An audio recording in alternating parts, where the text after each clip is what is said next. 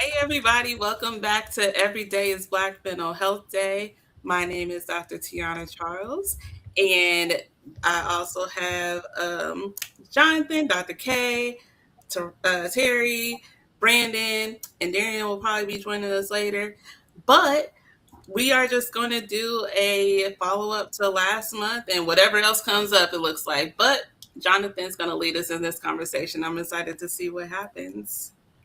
What up with it, y'all? I am Jonathan Caesar, owner and counselor at Green Shore Counseling. So first, we're gonna make sure everybody tap in. Terry T, could you go ahead and introduce yourself for us?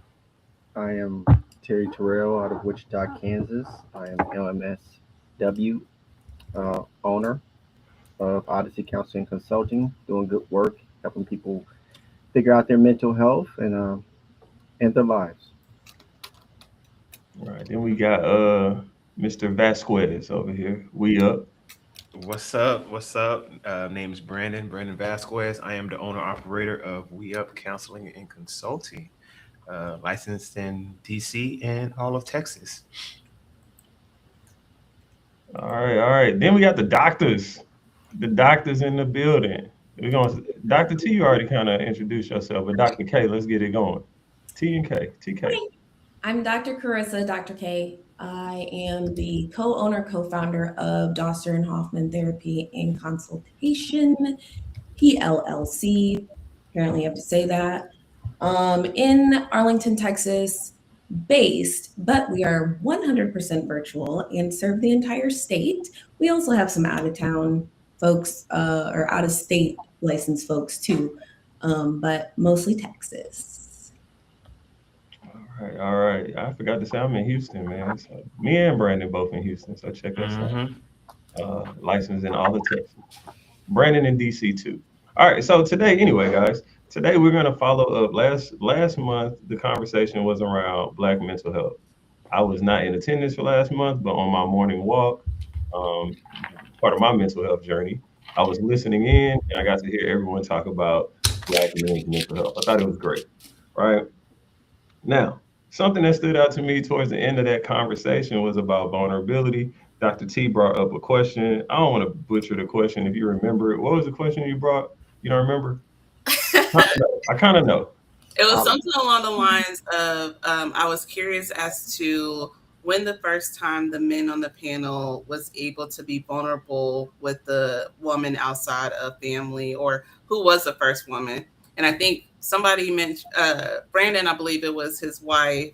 Um, and I don't remember the rest of the answers, but when was the first time you were able to be vulnerable with a woman? okay, thank you. Right. And that's kind of what I remember as well. So as I was walking and as I'm listening to it, when you first asked it, because I wasn't a part of it, so in my mind, I'm like, what would I say? I was stuck. Right. I was stuck. I was like, damn, who was the first woman? Then I kind of thought it through. But as I was listening, I wasn't watching it. It sounded like they were kind of like trying to figure it out too. They had to kind of like think through it. Like, man, was it my mom? Was it this? And I thought about it. And I think for me, it was my wife, right? But it wasn't my wife in 2015, 2016 when we first got together. It was my wife like a couple years ago. After several years of marriage, Yeah. I became more vulnerable along the way. Right? Nothing she did because she's awesome. She like been holding me down the whole time. But for whatever reason, I was able to become more comfortable. So it made me think. I was like, damn, why I'm like that? Or why are most men like that? Right? That was a thought I had. And what I came up with, I'm gonna need the women to help me with this one. Okay, because I feel like women are more aware, right? For whatever reason, they're more aware. So more aware of like, and this is why I think they're more aware. So women like literally, okay, this is gonna sound crazy, but they literally change, right? Women change. So women literally are look one way and they physically change. Their entire body changes. Their whatever the hormones and everything, all of that changes. Their emotions like change. So I have daughters. They're always taught to be aware of your physical body, be aware of your emotions, be aware of your reactions to things. And as men, I don't really feel like I was taught to be aware, right? I just kind of do what I wanted to. But I ain't really have to. I feel like girls have to be taught this because like you have to be taught like them shorts was cool when you was 9. They not cool no more when you 14. I have daughters. I'm just saying. So before we jump into anything, I wanted to ask the women, am I on to something here? I just want y'all insight with that because I don't know. This is just what I thought. Even though this is men's mental health, but women are a part of our life. Yeah, I think that is a good point that I didn't really think about when we were having that conversation last month. Was that um, we are really taught to be more aware of our surroundings and things like that from a protection standpoint, right? Like you guys are taught to be in a way aware as in you are the protector, but it's more so like, do I need to brace myself or like attack rather than, you know, protect myself as in my emotions and be aware of your surroundings and things like that.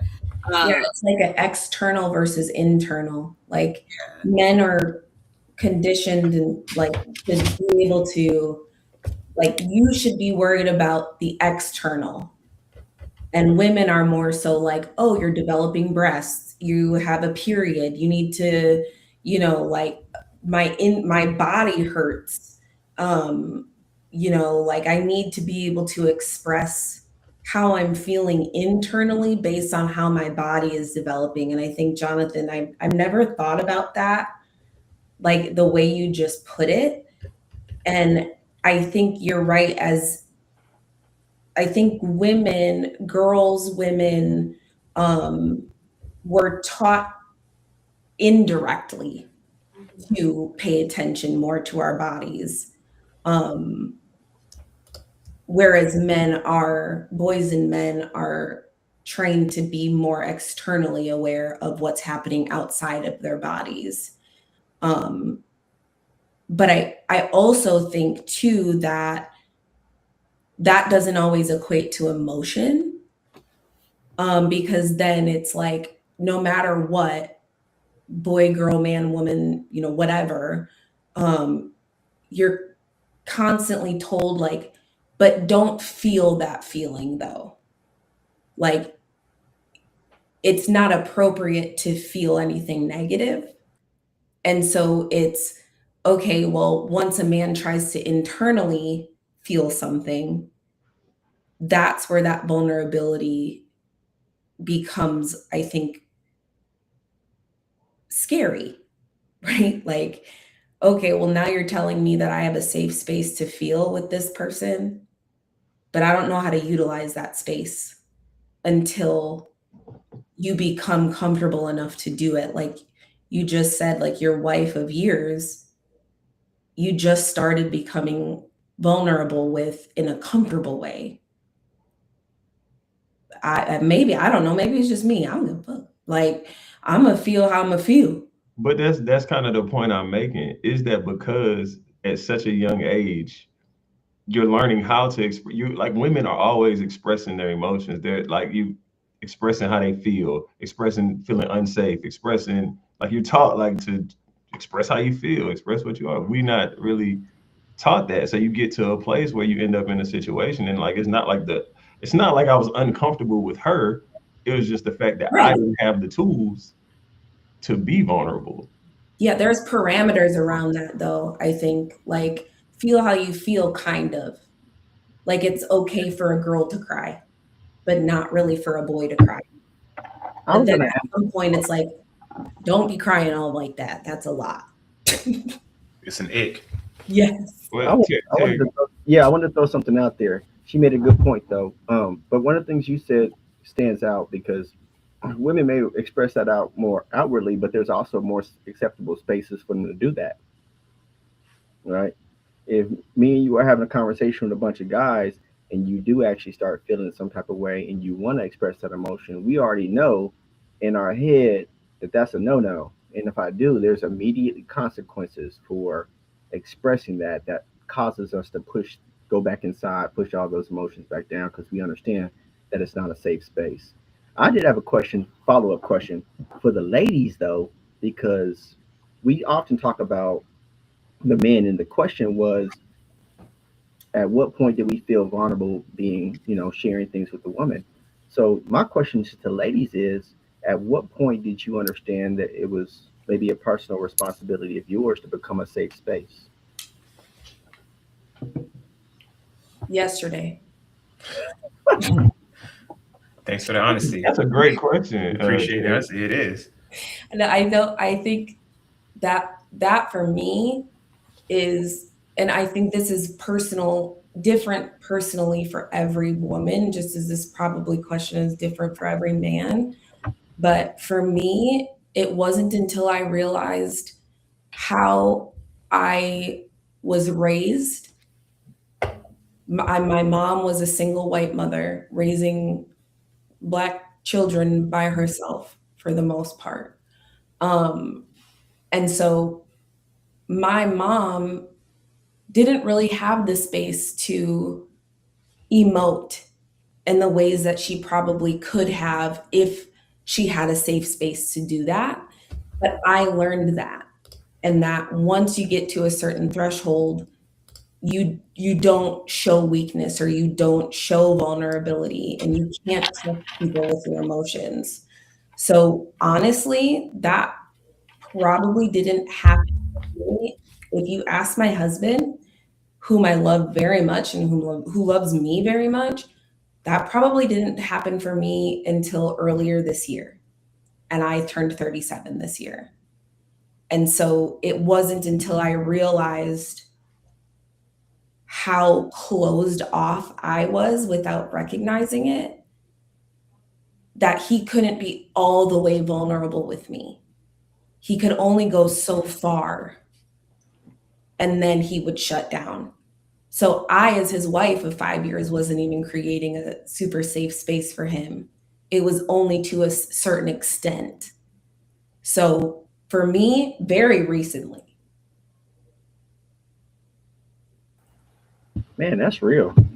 Mhm. That's real. I appreciate that transparency. It's interesting because I said years into my marriage as well. Like to it's crazy. Yeah. Yeah, I think we don't have enough of those type of conversations because it always puts somebody on the defensive, right? I feel like there's always this responsibility of the other person that you're with, that if there's some type of default or something with me, then the other person is looked at as it's their responsibility to be that safe space for them. But I don't think that there's enough safe spaces or enough people who are taught, especially us and our ethnicity, taught how to be a safe space for each other. Absolutely. I would even go further and say that not only are there any safe spaces, but we also don't want to be able to recognize it. So, like, what if we do have had safe spaces, and like, the situation that was true in the past is not necessarily true in the moment anymore, but you Yeah. still have those defenses up. What lets you know that, like, okay, I can, what I'm saying, be vulnerable here because it's open, it's available, it's safe. I Yeah. also think too, it's like, Brandon, like what for me, for instance, it was like I thought I was a safe space. And so to hear that I wasn't put me on the defensive, but because I have been, working on myself throughout this, I was able as the partner to say, like, okay, maybe this is, you know, maybe I do have work to do still in this area. And it was triggered by something my husband said to me. He was like, I feel like I'm on an island. Mm. Mm. And I was like, The Bahamas? No. yeah, I was like, oh, an island without me? What do you mean you feel like you're on an island? Like we're here together, but like once he said that, something clicked to me. And I was like, what do you mean you feel like you're on an island? And I just like started crying because I was like, I don't want you to feel alone and I don't want you to feel like you're on an island. And what can I do to, like, I don't know, join you on the island and we leave our kids on the mainland and come back for them every once in a while? Or are you trying to come back to the mainland? Like, what do you want to do? Because I'll do it. Lead the And kids. so it was like, you have to be internally ready to receive people's vulnerability just as much as people have to be willing to be vulnerable. And Mhm. I agree with agree. I think it's a little different from me. So for me, I think I need to ask the men around me if I'm a safe space, right? Mm. Because I think that I am, and I think that I learned that I needed to be pretty early. So I think I've mentioned before, I'm the baby of the group, but I'm the only girl. So I have been nothing but had to learn to be safe um, because I only been around boys.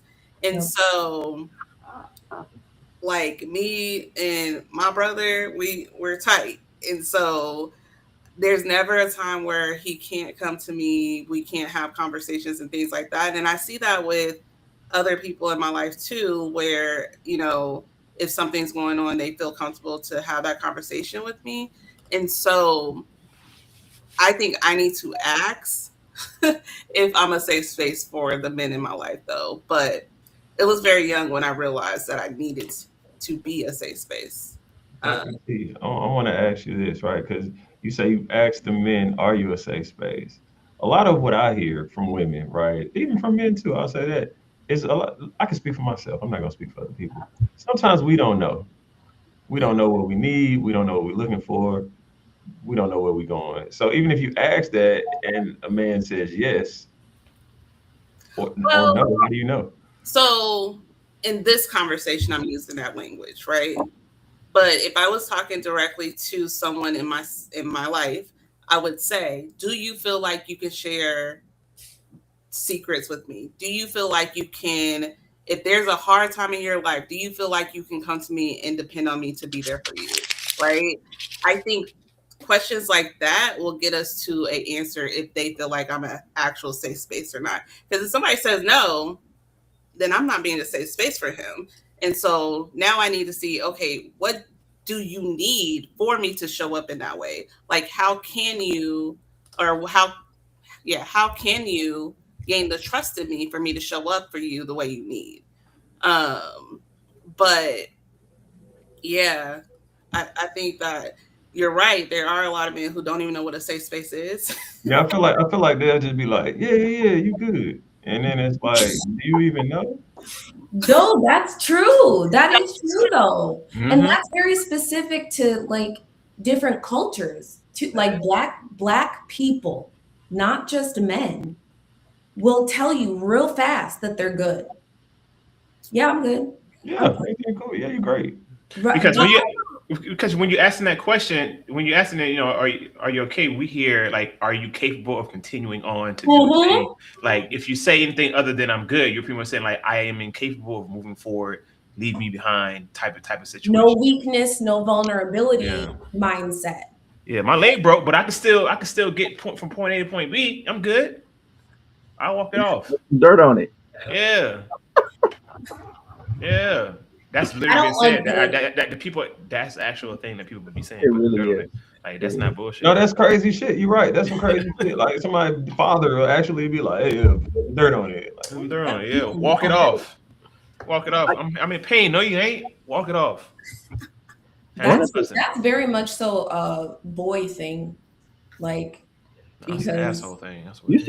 see that in some homes, single parent homes with the mothers too, though, that have to be tough for the kids too, though. yeah, my mom used to tell us, we used to be like, "Oh, mom, my stomach hurts." She'd like, "Drink some water and take a shower. You'll be all right."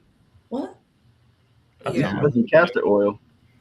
You know what? Speaking of the single home things, like so even listening last week, I was listening and I'm like, yo, my experience was so different than y'all's experience of growing up. Cause I did grow up in a single mom home with like no male influence, right? So I wasn't getting the you gotta be tough or put some dirt on it. I was being coddled. I was kind of passed through real easily. I didn't get any of that tough stuff. So like y'all, I forgot what y'all was talking about last week, but it was something like y'all were being taught like to be this like strength or something. What about the guys who weren't? Like where do Mm. they land? I think the culture also shapes you as well. I think if you went out into, maybe if you didn't have direct men in your life, if you went out into the world on a pretty consistent basis, the expectation and information that you would draw from that would cause you to conform. Yeah, so there was like societally, yes, you know to be a man. Like I was talking about walking on the outside. There's just certain stuff that I feel like was innate. Like I just did, right? Yeah. But y'all also talked about the learned part. Like the being, no one ever taught me like do this because this is what a man does. It was just kind of like figuring out along the way. And I know I'm not alone. Yeah. And I think for a lot of men, I think they learned what to do by finding out what they couldn't do. Ooh, Right.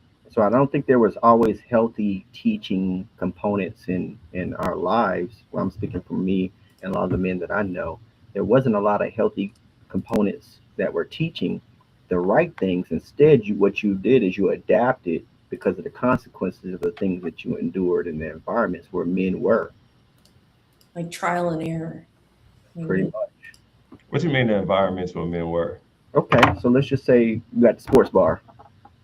You get a phone call or something, find out somebody died or something really happened. You get emotional in that space around surrounded by men. You're not going to do any crying. You're going to do a bunch of crying and being vulnerable. And if you do, there's going to be, if not immediate consequences, there's going to be some type of consequences that says, hey, you don't do that in this space or a space Mhm. where men are, right? Yeah, I get that. I get that for sure. So you just kind of learn from just get it on. You're gonna find it either way, whether somebody You're gonna explicitly find it. teaches it to you or Hmm. you just beside other men. You're gonna learn that this ain't okay.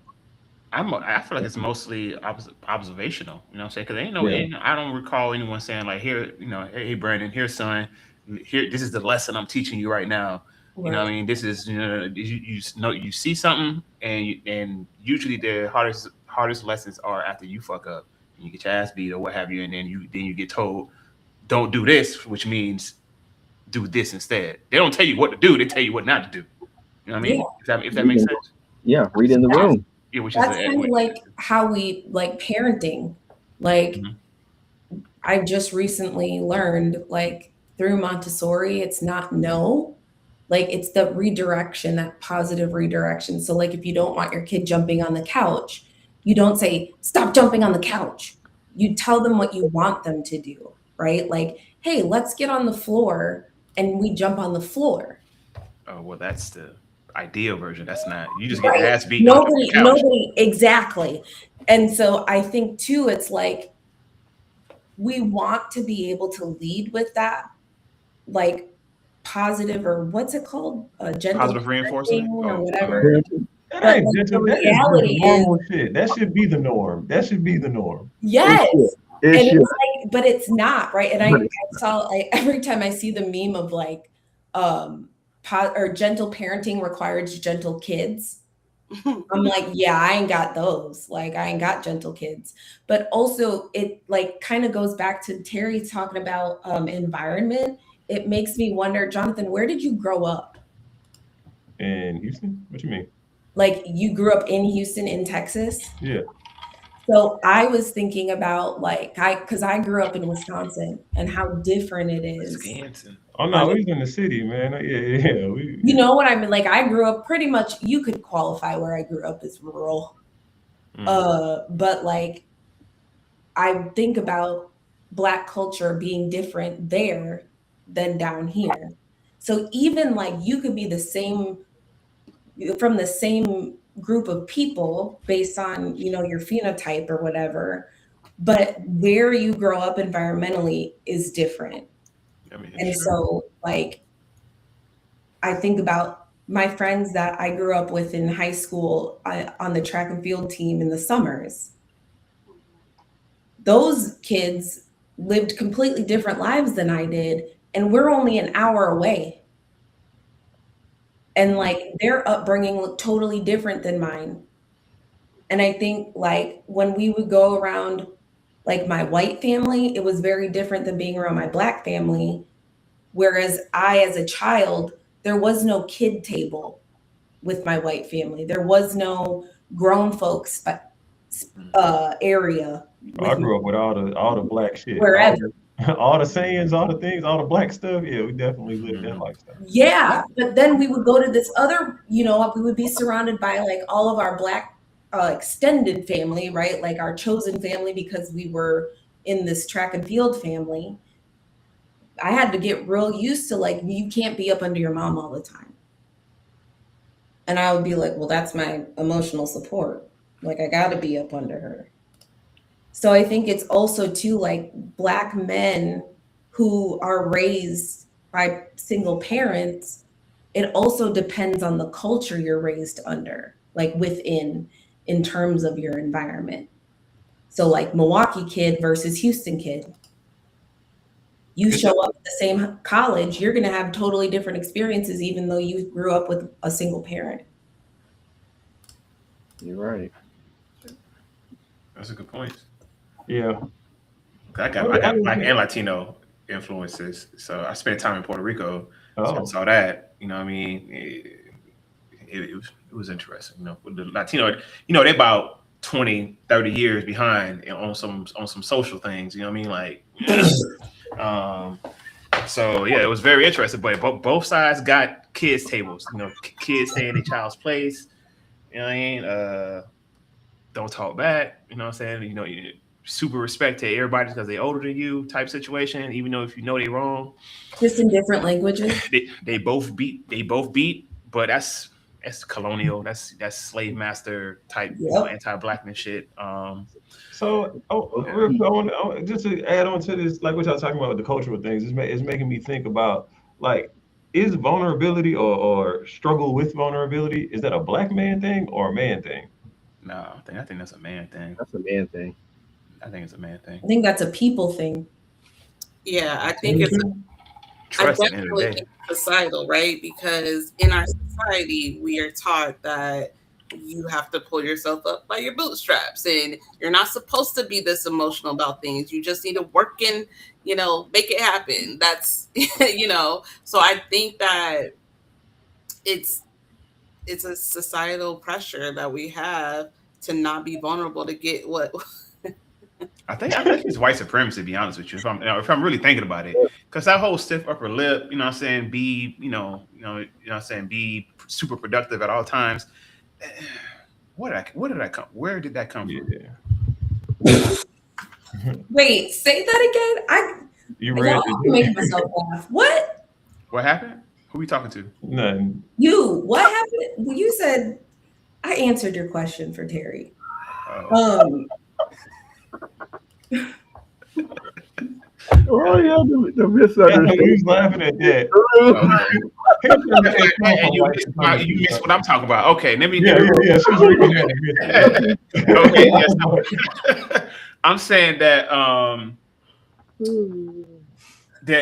think it's a man thing, but I also think it's a people thing. But then I was like, I think this might be like a white supremacy thing. To be honest with you, Absolutely, it because is. that whole stiff upper lip. You know what I'm saying? Be productive at all costs. You know what I'm saying? Like, be very individualistic. You know, like, I feel like that's very like white supremacy, like colonizer type of mentality. And the fact that you can see that behavior exists in pretty much everywhere that was colonized, it kind of tells me that there's probably a through line there.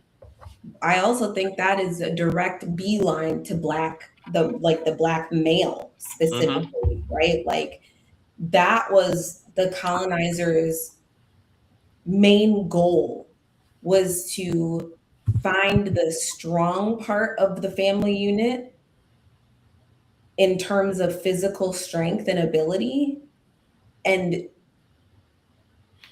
decrease it to nothingness. Like, make sure that what they perceive as strength is not followed by the rest of the people. Yeah. And so it was then that was diminishing of Black men, mentally and physically, which then made the Black woman take on more responsibility to, keep up whatever it was needed that, this has diminished. And now the woman has to be mentally and emotionally strong for the family while her husband continuously gets beat down physically and mentally and emotionally which is why our dynamics are like they are now. Like Black women, I don't need no man. You do, you do, you do. I don't need no partner. You do, you do. Because that's how the world works, actually. Maslow's hierarchy of needs. Like partnership is important. It's part of being a human. Yo, I wanna ask something real quick though. What does the black woman need from us? To fix my alarm. No, so we can do that. No, She needs new battery in yeah, her. I was about to say, I I haven't wanna heard hear no that. chirping. I haven't heard no chirping. I haven't Listen, heard no chirping. listen. We can change light bulbs. We can replace a tire. None of this physical shit that the same Build a supremacists you house. talking about Go, made go us build me a do. house from scratch. Like nah, real Second. shit. Like what does Build a house from scratch is crazy. we was doing that too, but what does a black woman need Building from log us? cabin Because houses where have you seen the house from back then? Which is one room. Right. Man, No, thank you. a shack. A shotgun house at best. Honestly, Jonathan, I think it's kind of what we're talking about. Being able to trust, giving us the space to trust ourselves and to be vulnerable and to learn who we are while you simultaneously do the same so we can come together and actually be the powerhouses that, Black and brown people can be in a world that constantly tells us we're not. And so I think it's a combination of let's do our own individual work so we can come together and figure out how to do our together work as well. I don't think enough Black men go to therapy. I don't think enough Black men find a good therapist Mm-hmm. to help put your them. hands, guys. There's 3 here, by the way. Yeah, tap And in. that is something that I want Black men to know is that don't just go to therapy. Find one that actually does well. Find a therapist who understands at least one of your intersections. Blackness, that could be you find a Black female therapist. Male, you could find a Black male therapist. They exist. Like this is not weird that there are 3 Black men, really 4, part of this panel. They're not okay. Y'all are kind of unicorns a little bit.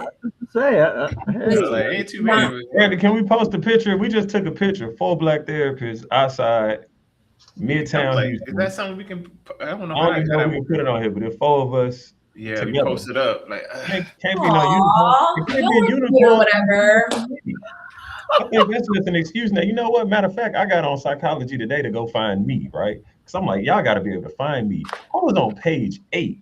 Yeah, I know. I seen London. I seen a whole bunch of people. How I'm on page 8? How you gonna I find know. me? You gotta What page I was update your profile and it puts you back to the top. You All gotta right, cool. update your I'll push my profile picture and up. pay them more money.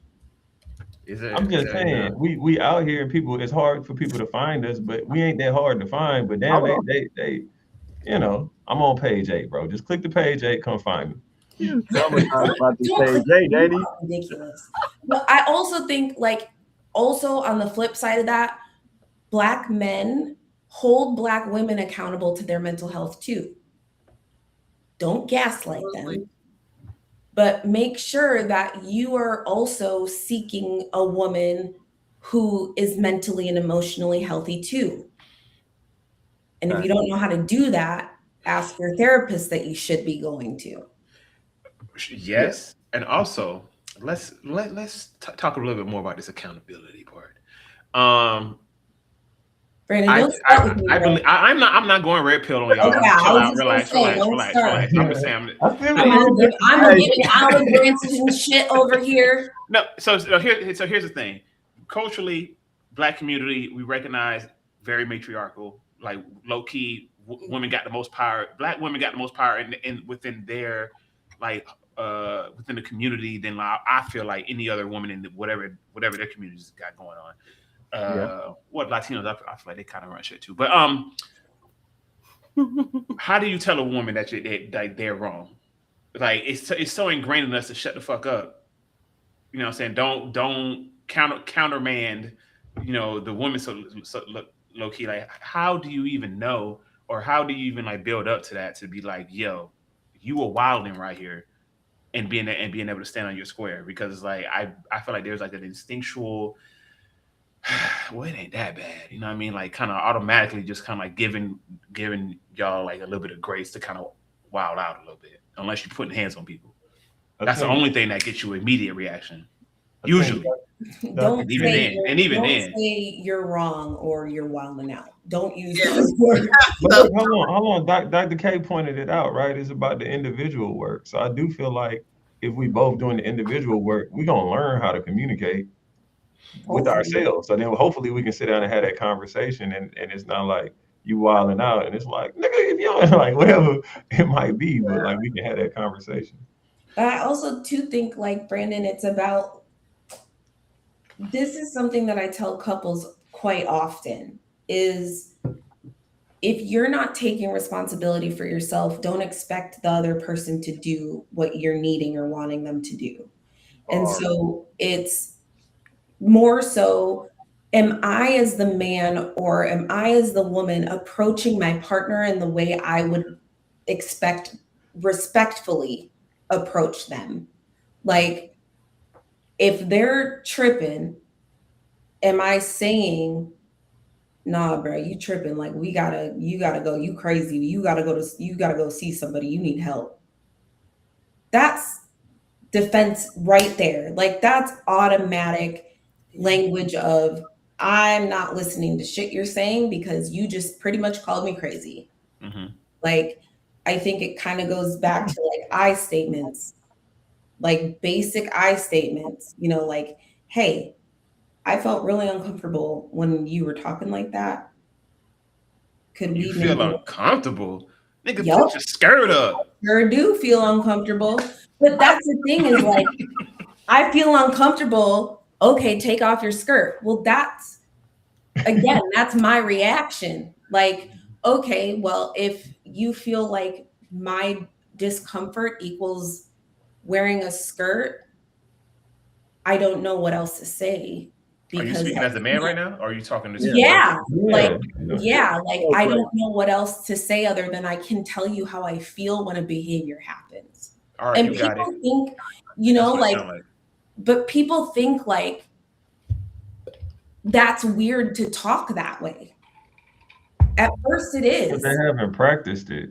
right? Well, But you have to keep practicing it, and eventually you'll learn, like, either this person is catching on because they're doing their own work and they're able to communicate better and understand themselves in these situations too, or maybe this person isn't for me because they're not catching on, they're not wanting to be better at communicating, they're not wanting to be better internally for our relationship or our marriage to work.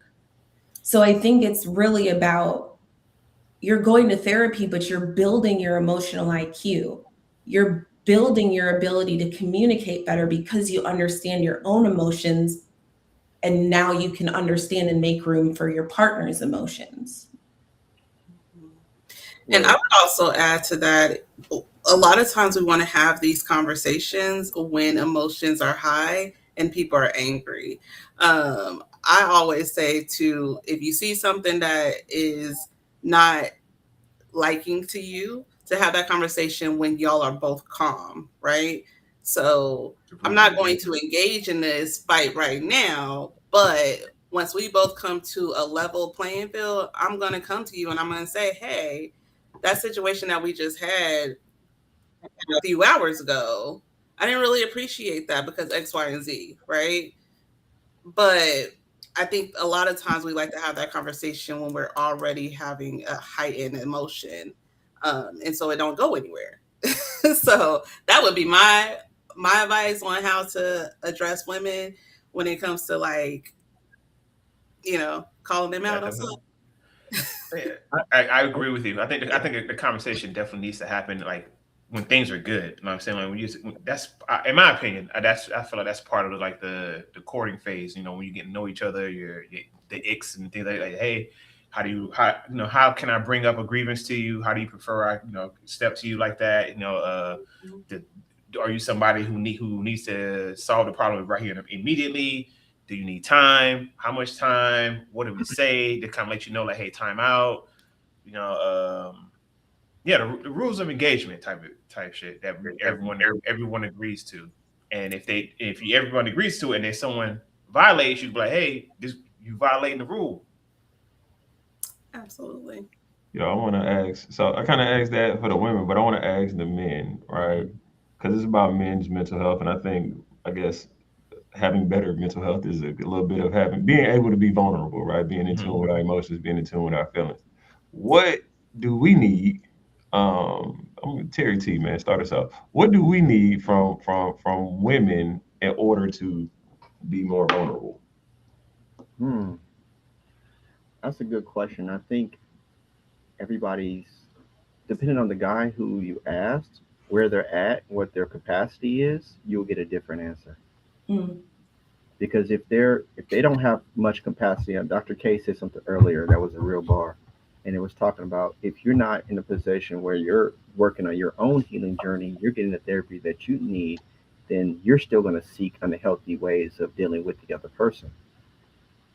So what I might need when I just found out how to work on coping skills and develop emotional regulation, uh, maturity is going to look a lot different than what I need when I am just not even in therapy at all, right? So if I'm looking at life and I'm looking at relationships through an unhealed lens, then I'm going to go seek things in that person to fulfill that unhealed part of me.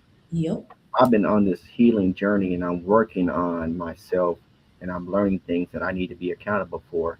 Then what I'm going to ask from my woman is going to be something that we can build on together and not something that's going to pacify my unhealedness. Does that make sense? Hell yeah, man. Talk that shit. That makes a lot of sense. Yes. I Mhm. need play that back. Clip it I'm up. not wearing no shoes, but if I was, I would throw it at you. Yeah. This is the second Like so episode you would have hit me with a shoe. We got to discuss this. many, so many people need to hear that, man. That's a fact. But I think one of the things that we have to acknowledge, though, is we were talking about therapy earlier, and what does it take for a black man to see and what some of the patterns. I think there's been a shift in self-awareness and agency with the younger people now. I think they're rejecting a lot of the stuff that's been given to them, a lot of toxic stuff, and I think there's a lot of many younger black men, I think from the ages of maybe it's 18 up to 35, that are actively rejecting the stigma that we didn't have a choice but to accept, right? And so they're reframing therapy a lot differently. And so what you're seeing is a lot of, I mean, although it's on social media and some of the other spaces, but you're seeing a lot more younger people, younger black men that are starting to describe therapy as a lot more healthy maintenance strategy type of way of dealing with things and not just treatment because I'm sick or I'm broken, right? Yep. Facts. If And we have they Facts. show up too, Terry. They do show up. They They show be up. I pulling have up. several. They pull up on their own. You know what I'm saying? Not oh, my girl told me to do it, Yeah, or yeah. they be like, hey, I pulled up Hey, because like, I I wanted to come. go I to was the cool doctor. with You know getting what I mean? stressed. I'm here. Yeah, because when I think of the older men, you know what I'm saying, it's usually like my best friend told me, Mm-hmm. my wife, we've been talking about. It's like they were encouraged by someone else, but these young folks are just like in their early 20s, they just like, yeah, man, I was feeling whatever. I need to talk to somebody. Oh, Brandon, before I go, I got to go in a couple minutes, man. But this is wonderful. But Brandon, what from you? What do you need? I guess what do we need Um, from a woman? I would say, one of the things I would say that we need is kind of like a understanding. So like understanding that like we are also human, that we are also having a human experience, and also what we're feeling, what we're thinking could possibly not have anything to do with you. You know what I mean? Like, don't immediately take. So if I come to you like, "Hey, I'm feeling this way. I'm feeling, a type of way," it don't mean you did something wrong. It don't mean this is about you. And I think Rose work on the other side as well, because I am guilty of this as well. When my wife comes to me saying, "This is how I'm feeling," she just venting. I'm like, "Shit, what did I do wrong?" But yeah, I think there is a lot of one of the things I was surprised about learning as an adult and interacting with other women in like a friendly capacity is like recognizing that like they don't know that men go through shit too for real, like internally, and that they actually go through things, and then having the ability to express it, like they're like kind of surprised that like not only do they go through things which they may recognize, but the fact that like they can and will express it. And I think that having that understanding that men do go through shit, when men have worries, concerns, anxieties, and things of that nature, and they don't, it doesn't necessarily have anything to do with you. So all you got to really do is just listen. Just like you want men to listen to you, like you don't want them to solve your problem immediately when you bringing them something. Same thing on the other side. I think you put it so much better than I would have, because I honestly was gonna just be like, I just need you to listen, right? But the way he wrapped it up and put it all together, and then he dropped that listen at the end, Mm-hmm. Just listen. Listen to man, this track. listen, I had a great time, guys. Validation. Um, but I gotta go. This has been Because amazing. you got to be a father and shit. Yeah, I gotta be a father. Sometimes as men, we gotta show up as fathers too. That's very Not important. sometimes. Well, all the time, but it's a I'm lot of just men that kidding. don't. Let's keep it 100. It's a lot of men that don't show up as Don't fathers. be late. I'm about to go get my kids from school. Don't be Y'all late. enjoy. Hey, I love that for you, brother. I Yeah. love that for you. Peace out. He don't know how to get off. Oh. Okay. He's about to have us on while he picking the kids up.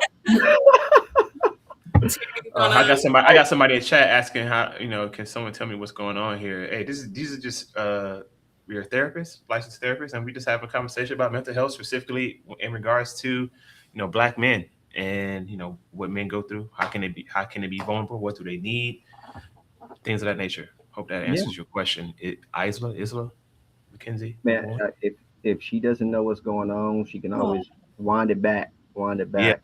We having a great conversation about how we can, as Black and Brown people, how we can become better versions of ourselves.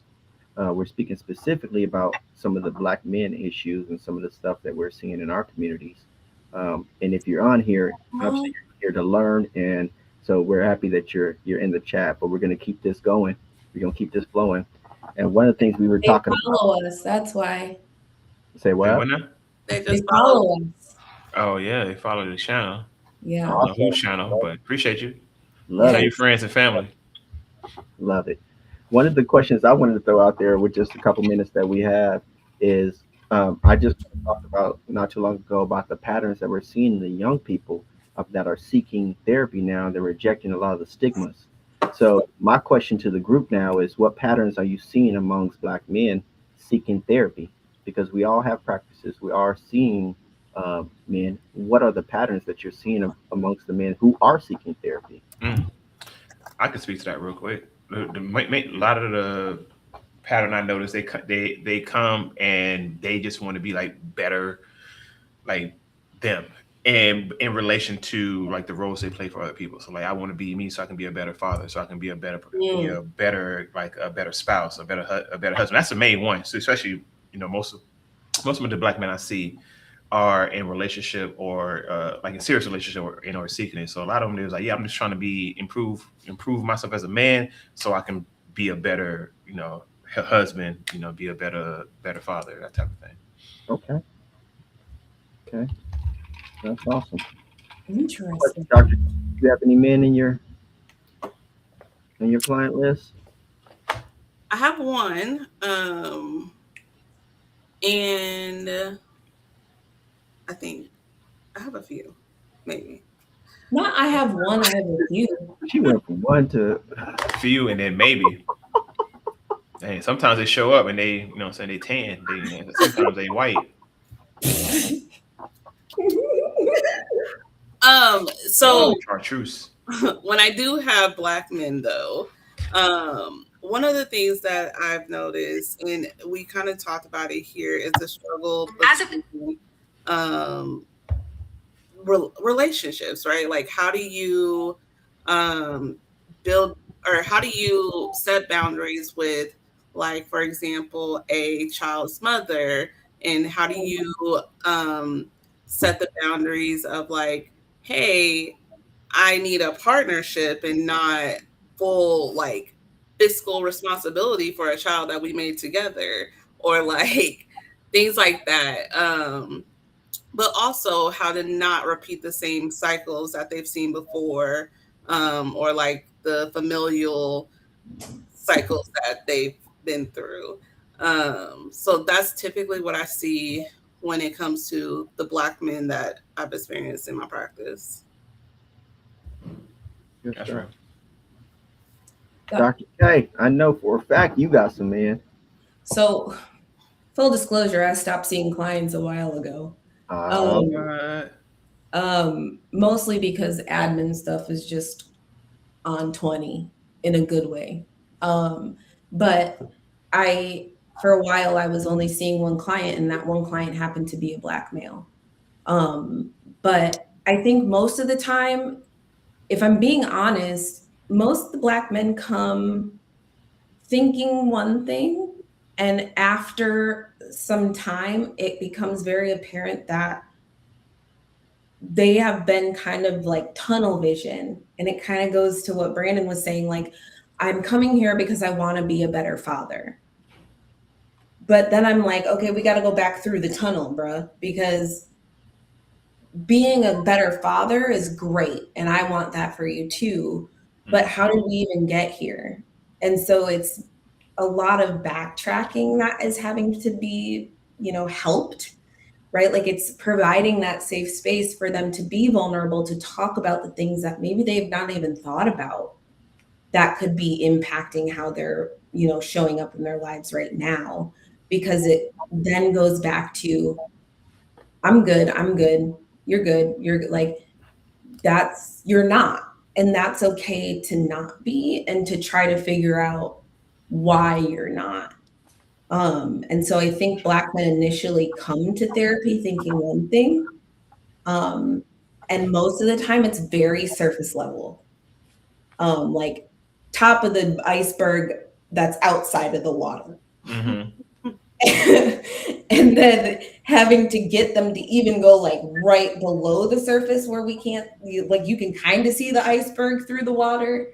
Like even trying to get them there sometimes it's like difficult, but once they're there, it's like the floodgates open and they start to really understand from a different perspective of it's okay to be here for you, Mhm. not because like you don't have to come in here and give the robotic answer of I want to be a better father, Yeah. because that's just part of it. That's real shit. It's Yeah, it is. only one hat you wearing. I think that she just dropped some heaviness right there too. I mean, because I think that for a lot of men, they, like you said, they come in here trying to reinforce the performative roles that they've already been operating in, right? And then you have conversations with them, and then they understand, like, I'm a person before I'm a father. I'm a Yes. person before I'm a husband. I'm a person before I could even be a great leader or co-worker or in those other spaces. And I Yep. think as a man, as we all know, there's just a lot of men who are in spaces that only require them to be there performative, so they lose their identity. Yep. So then they lose their identity, and then they go into these spaces that reinforce that you need to do this much harder. So then they come to therapy and see us, and then they want us to reinforce it as well. Or Right. it gives them an identity, right? Yeah. Like now all of a sudden I have this labeled role, like I am a father, and now that's my main focus, Mhm. Mhm. instead of like who am I as an individual and then who am I as a father. I Yeah. think a That's always lot of happened. times like Black men, they they relish in purpose, and until they find that purpose, it's kind of this like, oh, I'm a Black man like navigating the world in the ways that I can, and then once I have this label and this role to fulfill, now I can focus on fulfilling that and being, the best husband, the best coworker, the best partner, the whatever, right? Yeah. Because now there's that purpose behind living, or like not living, but like being, right?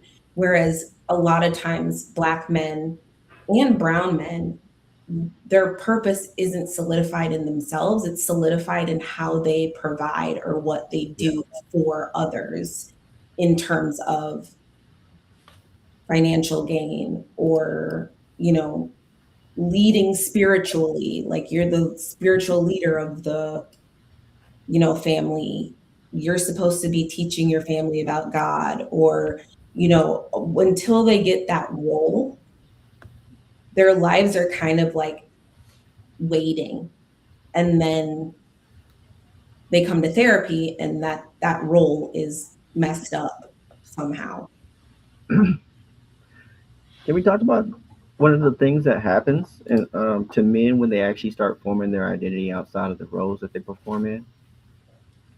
What I've noticed is, and I'm gonna throw this out there to you guys. I don't even know how I'm gonna formulate this as a question, but what I've seen is some of the men that get pushed into these spaces by women, by their families, by whoever, to resolve this issue that they have. Once they get in here and they start working on these things and they start forming a more healthy self identity, it creates conflicts in some of these relationships where the other partner wanted them to come fix X, but they realize that there's a more unhealthy space that they've been operating in. Can you guys speak a little bit to that? Or did I cook it all up and then expect you guys to come And you I'm did, trying to you, let other you people did. talk. Baby, I could talk all day Yeah, about this. you did pretty good. You did pretty good on that one. Yeah. It's always it's interesting, especially the I'm coming in uh for in regards to like a relationship. You know what I'm saying? I'm in a relationship. You know what I'm saying? There's some issues there. I'm trying to, be better so I can change so I can be better within the relationship. And then sometimes that change means that like you got some boundaries that you need to start putting up, my guy. There's some things there's some conversations that you've been avoiding, my guy. Like some hard conversations that you've been having that you gotta have. And it's been interesting coming back and like, oh yeah, we had this conversation and these things change. Luckily enough, I haven't had anyone was like an end of a relationship, but more just like relationship is a little bit better now. It's better now. We're having a better time now. It's making more sense now. And so yeah, that I'm for sure happens frequently. Yeah, I'm glad I'm not alone. Yeah, it's like this. It's, if you think about it in terms of addiction, right? Like somebody who's an addict goes to rehab, they come back and they're not doing the same things they used to, even though their family was like, we need you to stop doing all that. They come back and then the family's so used to the chaos and the conflict, they start treating the addict like an addict, even though the addict has changed their behavior. It's the same thing in relationships. Like people want to change, people want you to change. And then when you change, they don't know how to react because they haven't done their own work and how to respond to your change. So it's very much so like people have to stop pretending like once you get married, you are one. You're not.